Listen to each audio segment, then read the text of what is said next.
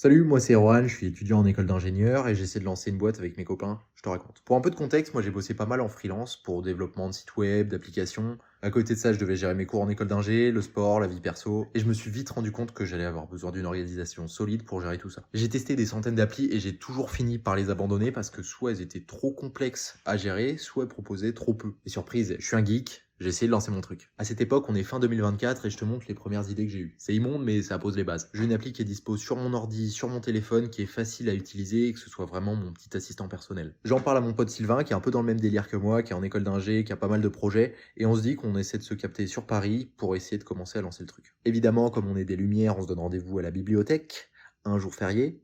Évidemment, c'est fermé, et ça donne lieu à cette photo incroyable où il y a deux imbéciles heureux qui essaient de coder dans un parc alors qu'il fait 8 degrés Celsius.